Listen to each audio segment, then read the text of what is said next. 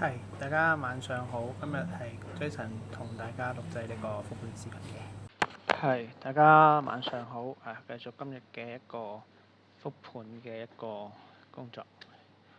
咁今日上嚟講呢，恒指就係一個全面回調嘅一個動作，但係南向資金呢，就大幅去一個抄底嘅。咁三大指數呢，就集體消化琴日嘅一個漲幅。咁而家睇到呢個市場分歧呢都明顯嘅，但整體上嚟講呢，南向資金呢都淨流入186億嘅。咁企板塊上呢，就整體都係偏弱嘅，科網股走弱啦，硬科技板塊咧成為資金嘅一個避險動作，主要都係半導體啦同埋光通訊嘅板塊呢逆市上行。咁我哋之前佈局過嘅6088鴻騰精密呢，今日都有10個點嘅一個收穫嘅。咁唔同板塊表現不一啦，咁美伊局勢都有少少變化。咁山東墨龍呢，咁就盤中有異動。咁而家都叫做進入一個市場嘅一個調整期嚟嘅。咁預計短期嚟講咧，都係喺25,500到25,800呢個區間做一個震盪結構。咁目前嚟講咧，我哋仍然都係關注翻半導體啦、AI 硬件啦、算力仲有光通訊。咁我哋都係希望去做翻一個分批配置一個優質資產避免一個市場嘅一個短線調整，做咗個誤殺。咁雖然指數係有所調整，但係都有180億資金嘅一個南向資金流入嘅。咁所以上中長線資金呢，對於港股目前嘅市場嘅一個估值呢，都係喺度低級嘅一個動作。咁我哋6月份嘅主線仍然都係圍繞住呢一個 SpaceX 去做文章啦。仲有呢個宇樹而家今日都睇到呢個機器人板塊有少少異動，仲有呢個長江儲存做一個上市嘅動作。咁呢啲都係我哋睇翻呢個月要注意嘅一啲時間。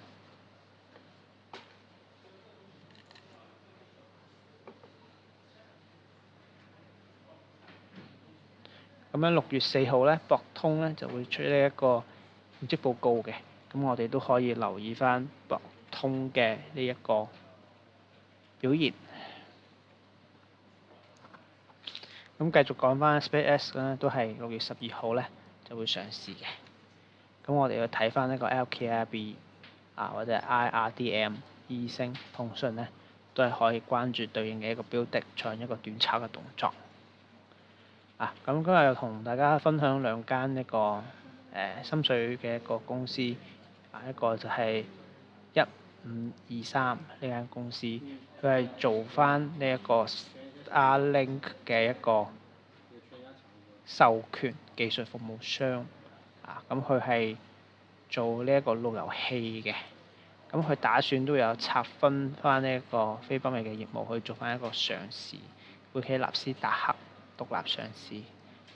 咁呢一個戰略咧，都希望去更加去匹配翻唔同市場嘅一個獨特性需求，從而把握更加好嘅一個非北美市場嘅一個高增長嘅一個機會。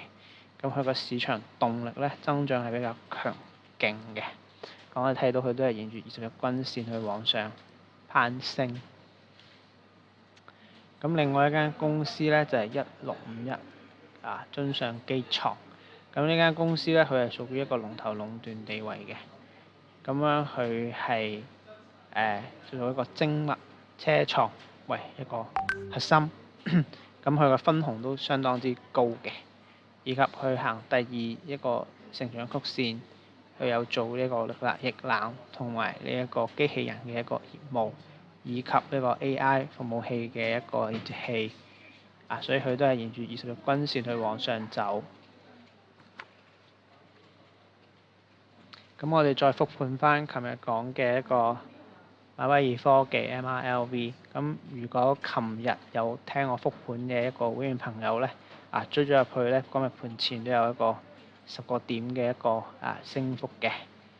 咁環分都講得好明白，投資嘅一個方向從算力、存儲、去到一個連接，所以今日嘅一個光通訊板塊逆勢走強6088呢一個鴻騰精密以及呢一個長飛光纖咧都會繼續去走強嘅。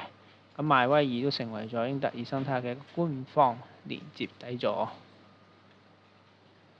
咁喺呢個大嘅一個敘事框架下咧，黃芬認為呢一個基礎設施嘅極限係連接能力。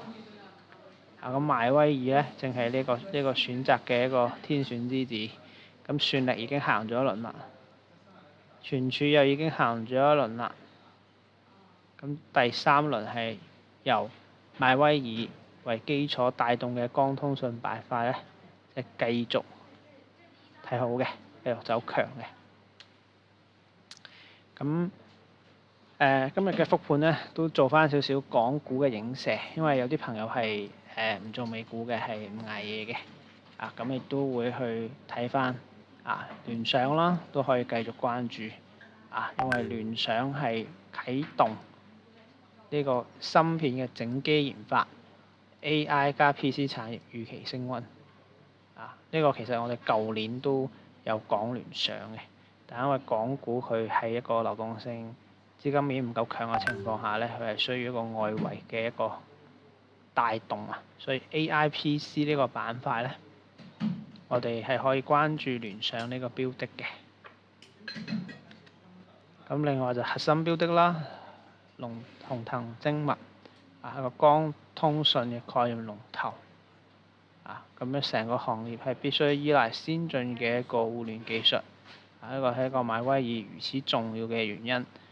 咁一個鴻騰精密咧就係做呢一個連接器嘅光通訊嘅一個連接器嘅，有 AI 加蘋果嘅一個概念，高速通連接器、電纜模組同埋光通訊核心元部件嘅核心公司，所以我哋係一路中長線，我哋都係去睇好翻6088呢個方向。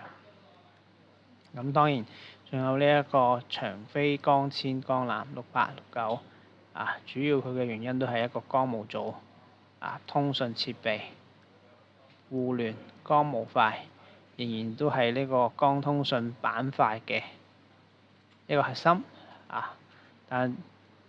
所以咧，我哋仍然都係去睇好光通訊一條線。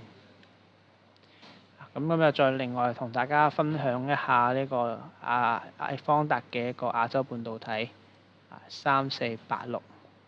因為有啲朋友同我反映工作比較忙碌，有冇一啲 ETF 可以去中長期去配置？係有嘅，今日都同大家復盤去整理咗呢一下。咁佢都係沿住20日均線去往上走嘅。咁佢買一啲咩持股咧？海力士啦、台積電啦、華虹啦、中芯啦、52啦、呢兆創新啦，呢啲我哋都比較熟悉少少嘅。咁佢係呢一個基金咧，一個 ETF 咧係實現咗成個半導體產業嘅一個設備、設計、製造同埋封裝係一件打包嘅。呢個係合適中長線配置型投資者嘅一個方案。咁6月份一個行情展望啦，仍然都係睇住 SpaceX 啦、Watch 嘅一個表現啦，仲有呢一個映射嘅機會。咁主線上我哋都係講得好清楚啦，半導體、商業航空、AI 加 PC。咁呢個係6月份嘅一個操作節奏。咁樣而家呢個行情咧，我哋仍然都係弱指數重個股，聚焦翻主線龍頭嘅一個策略，去集中翻我哋嘅投資部署，做翻最強嘅股票。啱嘅就集中倉位，錯嘅咧就果斷離場，減少翻操作頻率，去等待盈利嘅一個理念同埋辦法。因為指數係得個係區間波動啊，你想賺錢一定係喺個股上面做文章啊，要攞得住、守得住啊，睇得明啊，守得住啊，咁樣嘅一個節奏。